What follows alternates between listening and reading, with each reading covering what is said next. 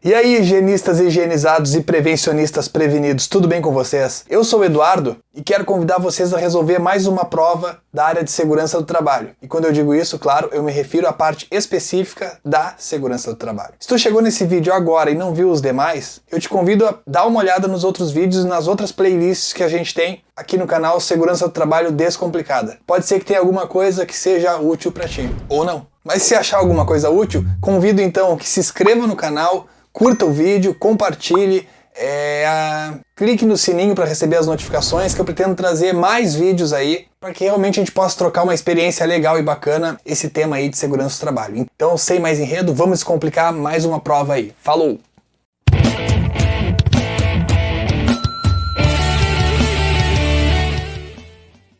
Vamos lá, pessoal, então aqui tem os meus contatos, se precisar de alguma coisa é só chamar. Bora para resolver as questões dessa prova. Então a prova aqui é do órgão da prefeitura de Crato, para o cargo de técnico em segurança do trabalho, ano de 2021, a banca CV Urca. Vamos lá, pessoal. Questão número 1. Verificou-se que um trabalhador está exposto a situação insalubre, em grau médio. O valor do salário mínimo de 2021 é de R$ 1.100 e o salário da categoria R$ 1.500.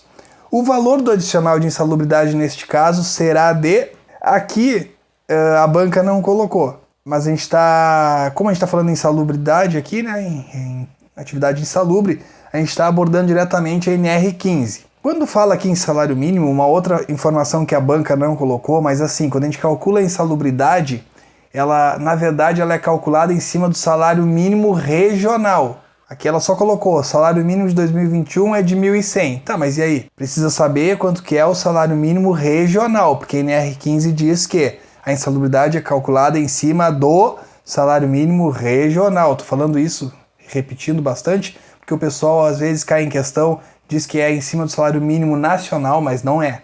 É da região. Então tá bem. E ele botou aqui também, a banca botou o salário da categoria desse trabalhador, que para nós importaria se fosse calcular a periculosidade, que é 30% em cima do salário da categoria, né? O salário do trabalhador ali que ele recebe. Mas como a insalubridade, a NR15 fala que é em cima do salário mínimo regional, a gente vai usar esse valor aqui, foi o que a banca considerou, embora não tenha colocado aqui salário mínimo regional. Então a gente vai fazer o cálculo. Como a gente sabe que o adicional em grau médio é de 20%, até botei aqui o salário mínimo regional vezes 20%. Então, como é grau médio é 20%, como é que a gente vai fazer o cálculo? 1.100, aqui o valor do problema, vezes 20%. Isso aí vai dar R$ 220. Por isso, o valor do adicional de insalubridade, neste caso, é de 220, gabarito letra C. Muita atenção que às vezes eles colocam, a banca coloca, para calcular o valor e diz quanto é que vai ser o salário total do trabalhador, que aí seria o 1.100 mais o 220. Como aqui só pede o valor do adicional de insalubridade, então, claro, a gente vai direto ali pro R$ 220, que é gabarito letra C. Bora para a próxima. Número 2. A NR18 preconiza que as instalações sanitárias devem ser constituídas de pelo menos lavatório, vaso sanitário, mictório e chuveiro, em quantidades proporcionais ao número de operários. Para um canteiro de obras em que trabalham 100 colaboradores, assinale a alternativa que indica corretamente a quantidade mínima para 2 desses elementos. Tem as alternativas ali. Como é que a gente vai fazer essa questão? Primeiro a gente tem que levar em consideração o que diz na NR18, né, condições e meio ambiente de trabalho na indústria da construção, especificamente esse subitem aqui, que diz que a instalação sanitária deve ser constituída de lavatório, vaso sanitário e mictório, na proporção de um conjunto para cada grupo de 20 trabalhadores ou fração, bem como de chuveiro, na proporção de uma unidade para cada grupo de 10 trabalhadores ou fração. Se a gente tem 100 colaboradores, a gente vai fazer o quê? Para lavatório, vaso e mictório, a gente vai fazer os 100 colaboradores divididos por 20. Por quê? A gente tem que ter um conjunto para cada grupo de 20 trabalhadores. Então, se a gente tem 100 colaboradores divididos por 20, a gente vai ter 5 conjuntos de lavatório, vaso e mictório. Perfeito? E para o chuveiro? Para o chuveiro a gente vai usar os mesmos 100 colaboradores, só que a gente vai dividir por 10. porque o chuveiro é uma unidade para cada grupo de 10 trabalhadores ou fração. Então, com essas respostas aqui, a gente vai ver qual é a alternativa correta. A gente vai ter 10 lavatórios e 5 chuveiros? Não, tá errado aqui. Então, letra A não é. B, a gente vai ter 5 lavatórios e 10 chuveiros? Já tá aqui o gabarito, né? A gente vai ter, ó, vamos direto aqui. Nosso gabarito é a letra B. A gente calculou ali e encontra as alternativas. Pode ser meio idiota, sim, mas eu coloquei aqui, pessoal. Vê se vocês vão gostar. Lava-me chu. Lava-me, 1 para cada 20 trabalhadores ou fração. O que é o lava-me? Lavatório, vaso e mictório. E chu é 1 para cada 10 trabalhadores ou fração. Então, lava-me chu. 1 para cada 20, 1 para cada 10. O Lokizinho tá miando aqui na rua, mas ele come os fios do microfone, ele faz uma bagunça. Número 3, galera. A CIPA é obrigatória para as empresas que possuem empregados com vínculo empregatício. É correto afirmar sobre a CIPA, com exceção de... Bom, tá pedindo conhecimentos da NR5, Comissão Interna de Prevenção de Acidentes, né? Então a letra A. O empregado, se assim desejar, poderá se abster de votar na eleição dos representantes da CIPA? Sim, ele não é obrigado a votar, tá bem? Tá pedindo aqui com exceção, ó. Então é correto afirmar sobre a CIPA, com exceção quer dizer a errada, né? Letra B. Os representantes dos empregados suplentes são aqueles eleitos com um número de votos imediatamente inferior aos titulares? Correto. Isso é correto, tá ok. Então não é o nosso gabarito ainda, né? A gente está procurando a exceção, a alternativa que está errada. No caso de empresas sem obrigação de constituir CIPA, os empregados devem designar um responsável pelo cumprimento dos objetivos da NR? Essa alternativa está errada. Olha aqui o que diz. Que quando o estabelecimento não se enquadrar no quadro 1 da NR5, que fala lá do dimensionamento da CIPA, a empresa designará um responsável pelo cumprimento dos objetivos desta NR, podendo ser adotados mecanismos de participação dos empregados através de negociação coletiva. Não quer dizer que os empregados devem designar, então, e sim a empresa. Por isso, a gente está buscando aqui a exceção do que é correto na NR5. A exceção, ou seja, o que está errado, é essa alternativa C. Então esse é o nosso gabarito. A letra D e letra E, vou ler igual aqui para vocês. A letra D, ó. Se um empregado foi eleito para o mandato referente ao ano de 2019 e reeleito para o ano de 2020, ele fica formalmente impedido de se candidatar ao mandato referente ao ano de 2021. Exatamente, está correto isso, porque é permitida uma reeleição. Então, por exemplo, ele entrou em 2019, cumpriu o mandato, foi para 2020, reeleito, beleza, cumpriu o mandato. Em 2021 ele não pode participar de novo da CIPA, ele pode esperar, se ausentar naquele mandato e entrar em 2022, aí sim. Letra E, caso o empregado eleito para o cargo de direção de CIPA deseje sair da empresa, deverá primeiramente solicitar por escrito sua renúncia ao mandato da CIPA e ao direito de garantia de emprego quando o mandato já houver encerrado. Isso aqui não tem na NR5, né? Eu não olhei o manual lá, mas eu creio que não tenha no manual também. Isso aqui, na verdade, às vezes a banca inventa, né? Mas ela considerou como gabarito a letra C, e realmente é o que mais está errado aqui. Então a letra E não é D nem E. 4. Analise as informações a seguir e assinale a alternativa correta. 1. A NR4 estabelece a obrigatoriedade da criação do SESP nas empresas? Correto. A NR8 estabelece a obrigatoriedade de elaboração e implementação do PCMSO? Aqui está errado, porque quem fala do PCMSO não é NR8, ó, e sim NR7. 3. A NR15 vem estabelecer as atividades e operações perigosas? Errado. Seria a NR16. Essa sim aborda as atividades e operações perigosas, ou seja, que oferecem perigo ao trabalhador e ao ambiente de trabalho. O item 4, a NR35 estabelece os requisitos mínimos e as medidas de proteção para o trabalho em altura? Correto, fala justamente isso na NR35. Então, no nosso gabarito, estão corretas apenas a 1 e 4. Número 5, a NR6 estabelece todos os requisitos sobre equipamento de proteção individual, o EPI. Então, assinale a alternativa que não condiz com o EPI para a proteção dos membros superiores. Bom, vamos direto aqui. O que não protege os membros superiores? Ou seja, mãos e braços ali. Luva protege, creme protetor protege, manga protege, balaclava não protege, dedeira sim. Por que não protege balaclava? Porque balaclava protege o crânio e face do trabalhador, como a gente vê aqui na imagem. Ó. Isso aqui, dependendo do tipo, vai proteger contra abrasivos e escoriantes, contra agentes químicos ou térmicos e umidade. E isso aqui vocês podem ver lá na NR6, no anexo A. Tem uma relação dos EPIs e para que protege. Vamos para o número 6. A NR20 se refere a segurança no trabalho em máquinas e equipamentos? Errado. Essa aqui é NR12. Letra B. Atividades e operações insalubres? Errado. Isso é NR15. Letra C. Condições sanitárias de conforto nos locais de trabalho? Errado. É NR24. D. Segurança e saúde ocupacional na mineração? Errado. É NR22. E letra E. Segurança e saúde no trabalho com inflamáveis e combustíveis? Aí está correto.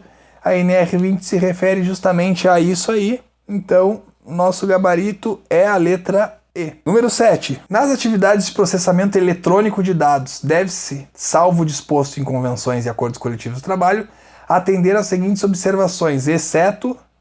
Tá pedindo aqui, exceto, hein? O que está errado? Vamos lá. Letra A. O empregador não deve promover qualquer sistema de avaliação dos trabalhadores envolvidos nas atividades de digitação para efeitos de remuneração e vantagens de qualquer espécie. Correto, não pode fazer isso. A gente está buscando o que está errado. Letra B. O número máximo de toques reais exigidos pelo empregador não deve ser superior a 8.000 por hora trabalhada. Isso confere também, é o que diz lá na NR 17, quando fala em processamento eletrônico de dados. Letra C. O tempo efetivo de trabalho de entrada de dados não deve ceder ao limite máximo de ser errado. Já nem vamos ler o resto aqui, vamos corrigir. 5 horas. Sendo que no período restante da jornada o trabalhador poderá exercer outras atividades, desde que não exijam movimentos repetitivos nem esforço visual. Como a gente pede aqui o exceto, que está errado, né? O único erro aqui dessa alternativa é ele ter mencionado que são 6 horas. Na verdade não são 6 horas, e sim 5 horas. Então está correta a letra C. Por que está correta a letra C? Porque a gente busca a errada, e aqui está o erro. Letra D e E estão mencionadas na NR17, então está de acordo. Por isso que não é o nosso gabarito. Então vamos lá, na D, ó, nas atividades de entrada de dados deve haver no mínimo uma pausa de 10 minutos para cada 50 minutos de trabalhos, não deduzidos da jornada no jornal de trabalho. E a letra E, quando o retorno ao trabalho após qualquer tipo de afastamento igual ou superior a 15 dias, a exigência de produção em relação ao número de toques deverá ser iniciada em níveis inferiores no máximo e ser ampliada progressivamente. Corretíssimo. Então, nosso gabarito é a letra C, que é a única alternativa que apresenta informação errada. 8. A ergonomia busca adaptar as condições de trabalho às características físicas e psíquicas do ser humano, observando as limitações individuais de cada trabalhador ou trabalhadora, visando o seu bem-estar, rendimento, produtividade e satisfação. São verdadeiras as afirmações. Vamos lá, verdadeiras as afirmações. Aqui, o item 1. Para as atividades em que os trabalhos devam ser realizados sentados, a partir da análise ergonômica do trabalho, AET, né, análise ergonômica do trabalho, poderá ser exigido suporte para os pés, que se adapte ao comprimento da perna do trabalhador. Isso está corretíssimo, está ali o certinho, isso é correto, para ter o apoio ali para os pés, né, se for trabalhar sentado. 2. Para as atividades em que os trabalhos devam ser realizados de pé, devem ser colocados assentos para descanso em locais em que possam ser utilizados por todos os trabalhadores durante as pausas. Correto também, está aqui o certinho, para que a pessoa possa descansar também, né, as pernas. Então, por isso, se está trabalhando em pé, tem que ter os assentos para descanso. Vamos para o número 3 aqui, ó. Nos locais de trabalho onde são executadas atividades que exijam solicitação intelectual e atenção constantes, como laboratórios e escritórios, é recomendado índice de temperatura efetiva entre 20 e 23 graus. Tá correto também aqui. E daqui a pouco eu vou dizer só, eu vou chamar a atenção para uma coisa muito importante para vocês. Agora já. Vamos para o item 4 aqui. Nas atividades que exijam sobrecarga muscular quando do retorno do trabalho, após qualquer tipo de afastamento igual ou superior a 15 dias, a exigência de produção deverá permitir um retorno gradativo aos níveis de produção vigentes na época anterior ao afastamento. Também está correto. Então o gabarito seria A. Todas as alternativas são verdadeiras. Só quero chamar a atenção para uma coisa aqui, ó. Essa prova de 2021, recente, tudo bem. Mas a NR17 ela sofreu alterações no texto dela. Só que ela vai entrar em vigor só no ano que vem, no início do ano que vem, 2022. Por isso que aqui o nosso gabarito é a letra A. Todas estão corretas. Mas reparem aqui, ó, quando ela fala em solicitação intelectual, em conforto de ambiente, ela diz isso aqui, ó, que vai valer 2022, tá, pessoal? Para essa prova o gabarito é isso aqui, porque foi claro que o edital, o ano estava válido, tem o texto vigente. Mas a partir do ano que vem muda isso, que diz o seguinte, que a organização vai adotar medidas de controle de temperatura, da velocidade do ar e da umidade com a finalidade de proporcionar conforto térmico nas situações de trabalho, observando-se o parâmetro de faixa de temperatura do ar entre 18 e 25 graus para ambientes climatizados. Então mudou isso aqui, não é mais 20 e 23, é 18 e 25. Então um intervalo maior agora, né, de permissão assim de temperatura. E uma coisa legal também, ó, não fala mais velocidade do ar, como tinha antes, que não podia ultrapassar 0,75 metros por segundo, né? E tinha umidade também lá, que não inferior a 40%. Agora não tem mais essas informações aqui, ó. Só diz que a velocidade do ar e da umidade elas têm que proporcionar um conforto térmico, mas nem cita agora quais são, em números mesmo, né? Em valores. Mas é só para chamar a atenção, isso aqui não leva em consideração para essa alternativa, porque foi feita a prova em 2021, texto vigente não é esse aqui ainda, vai entrar só ano que vem. Beleza, bora para a próxima. 9. Consideram-se riscos ambientais os agentes físicos, químicos e biológicos existentes nos ambientes de trabalho, que em função de sua natureza, concentração, intensidade e tempo de exposição, são capazes de causar danos à saúde do trabalhador. Assinale a alternativa que apresenta apenas agentes físicos. Então a gente tem que saber isso aqui, ó. Quais são os agentes em cada grupo. Nós temos o grupo 1, 2, 3, 4 e 5. Está na sequência de grupo mesmo, como mencionado. As cores também. O risco físico é na cor verde, o químico vermelho, o biológico marrom, ergonômico amarelo e risco de acidente mecânico azul. Então olha lá. Se está pedindo aqui apenas agentes físicos, letra A, ruído. Tá certo, é um agente físico, está aqui. Vibrações. Também é um agente físico. Radiações ionizantes, também é um agente físico. Então, nossa alternativa, nosso gabarito é a letra A. A B não é por quê? Porque aqui no meio tem, ó, poeira. Poeira é um risco químico. O resto tá ok, mas aqui tem a poeira. C, fumos, névoas, neblinas, tudo isso aqui é risco químico, então não é. A letra D, pressões anormais, tá certo. Vapores não é. Vapores é químico. E fungos é biológico. Então, errado esse, letra D, por causa desses dois aqui. E letra E, vibrações, correto. Temperaturas extremas, correto. E poeira, não. Poeira é um risco químico. Então, por isso, nosso gabarito número 9 é a letra A. 10. Esta norma regulamentadora, NR, estabelece a obrigatoriedade da elaboração e implementação por parte de todos os empregadores e instituições que admitam trabalhadores como empregados do Programa de Prevenção de Riscos Ambientais, PPRA. Tal trecho se refere a NR7? Não, porque NR7 fala de PCMSO, Programa de Controle Médico de Saúde Ocupacional. Aí está o nosso gabarito letra B, ó, que fala do Programa de Prevenção de Riscos Ambientais. Ainda vigente, a NR9 vai mudar também, a partir do ano que vem tem um outro texto, e vai alterar isso aí. NR15 não é porque fala de atividades e operações insalubres, NR17 não é porque fala de ergonomia, NR24 não é porque fala das condições sanitárias e de conforto nos locais de trabalho. Número 11. O Programa de Controle Médico de Saúde Ocupacional, PCMSO, é parte integrante do conjunto mais amplo de iniciativas da empresa no campo da saúde dos trabalhadores. Quanto às competências do empregador, é falso afirmar. Letra A. Indicar dentre os médicos dos serviços especializados em engenharia de segurança e medicina do trabalho, SESPT da empresa, um coordenador responsável pela execução do PCMSO. Isso é falso? Não, isso é verdadeiro. Então não é a nossa alternativa. Não é nosso gabarito. No caso da empresa estar desobrigada de manter médico do trabalho, de acordo com a NR4, deverá o empregador indicar o médico do trabalho, empregado ou não da empresa, para coordenar o PCMSO? Isso está correto também, então não é a alternativa falsa. Isso aqui é interessante, ó. Não é porque tu não tenha que ter um médico do trabalho na instituição, na empresa, que tu não vai ter que ter o PCMSO. Então, mesmo não tendo médico, o empregador tem que indicar médico do trabalho, empregado ou não da empresa, para coordenar o PCMSO, porque mesmo assim, não tendo uma exigência de ter um médico na empresa, não quer dizer que os trabalhadores não têm que passar pelos exames periódicos, enfim, admissionais e demissionais contidos na NR7 do PCMSO. Então, tem que ter essa indicação. C. Inexistindo médico do trabalho na localidade, o empregador não poderá contratar médico de outra especialidade para coordenar o PCMSO?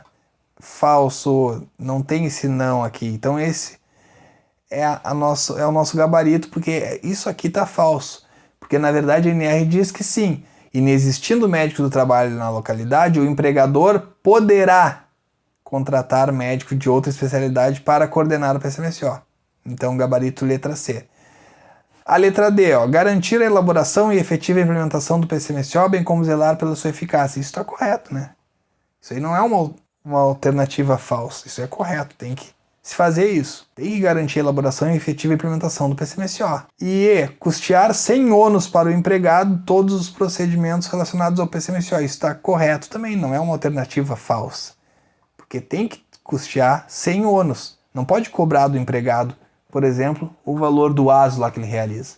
Isso é totalmente gratuito. O empregador que tem que fornecer para o empregado. Então, gabarito do número 11, letra C. Bora para 12. A comunicação de acidente de trabalho, CAT, é um documento emitido para reconhecer tanto um acidente de trabalho ou de trajeto, bem como uma doença ocupacional. Assinale o que for incorreto sobre a CAT. Pede o incorreto, hein? Letra A. A empresa é obrigada a informar à Previdência Social todos os acidentes de trabalho ocorridos com seus empregados, mesmo que não haja afastamento das atividades, até o primeiro dia útil seguinte ao da ocorrência. Correto, está corretíssimo. A gente quer a incorreta. Em caso de morte, a comunicação deverá ser imediata? Está correto, tem que ser imediato. Então não é o nosso gabarito ainda. Letra C. A empresa que não informar o acidente de trabalho dentro do prazo legal estará sujeita à aplicação de multa? Também. Tem esse prazo legal. Se não emitir dentro do prazo, pode sofrer sanções. D. A CAT inicial irá se referir a acidente de trabalho típico, trajeto, doença profissional do trabalho ou óbito imediato. Correto também. Então sobrou a alternativa E, que vai ser o nosso gabarito, porque tem uma informação incorreta aqui. Vamos ver qual é.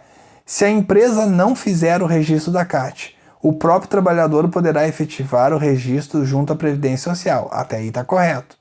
Evitando a possibilidade da aplicação da multa. Não evita a possibilidade de aplicação da multa da empresa. Por isso, o nosso gabarito, como a gente busca o incorreto, a informação incorreta, a gente tem a alternativa E.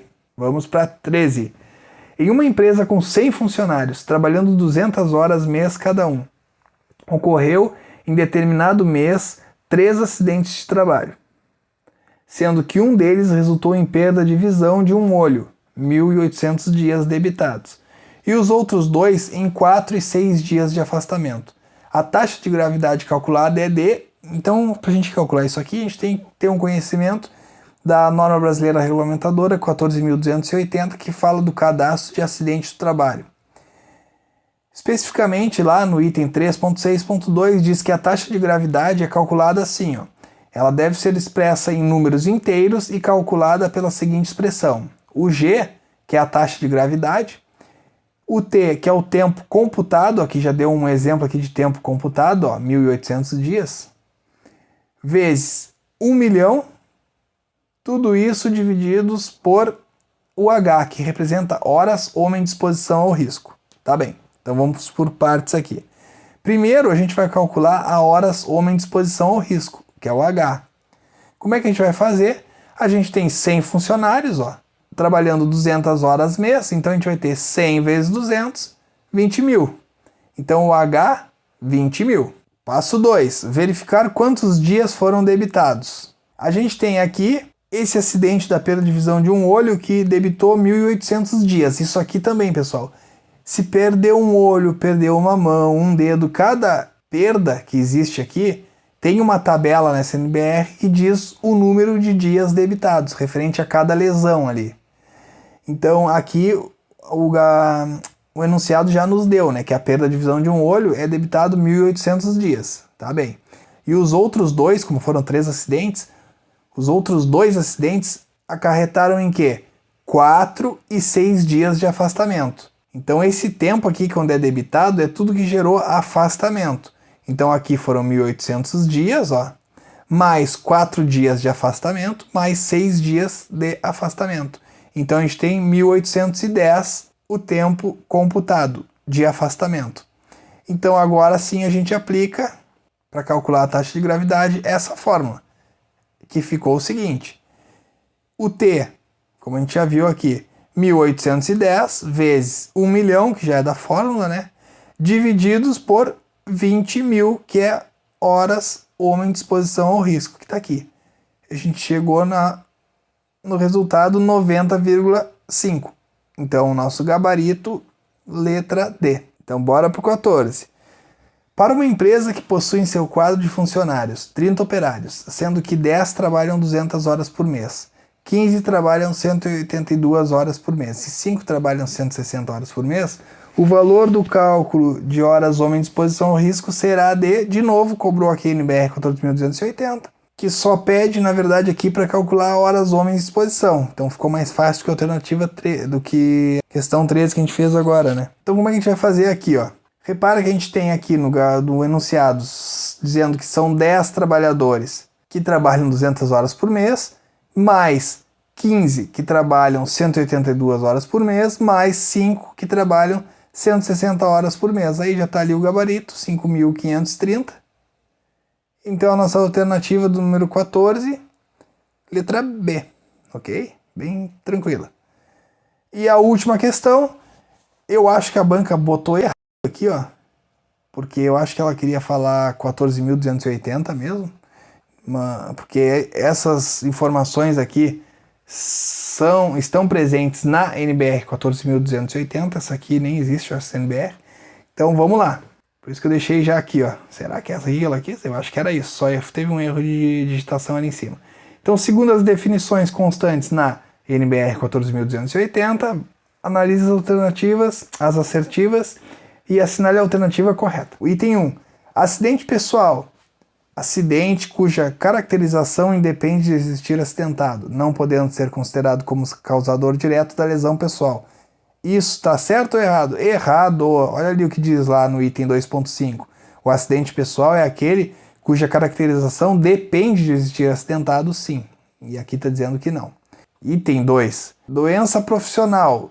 Doença decorrente do exercício continuado ou intermitente de atividade laborativa capaz de provocar lesão por ação imediata. O que diz que a doença profissional é? Está errada por quê? Porque a doença profissional é a doença do trabalho causada pelo exercício de atividade específica, constante na relação oficial. Não é esse enunciado aqui que diz. Então, item 2 está errado. O item 3, incapacidade temporária parcial, redução parcial da capacidade de trabalho, em caráter temporário, que, não provocando morte ou incapacidade permanente total, é causa de perda de qualquer membro ou parte do corpo, perda total do uso desse membro ou parte do corpo, ou qualquer redução temporária de função orgânica. Aí, o único problema aqui, que está errado, é esse que falou que era temporária, mas não é. Esse enunciado se refere à incapacidade permanente parcial e não temporária. Imagina, perder um membro, não pode ser temporário, né? E o item 4, comunicação de acidente, é a informação que se dá aos órgãos interessados em formulário próprio, quando da ocorrência de acidente. Está correto, isso é o que está mencionado também na NBR 14.220, então nosso gabarito é a letra D, somente esse item 4 está correto. Tá bem, galera? Fechou, resolvemos mais uma, valeu, bora para a próxima!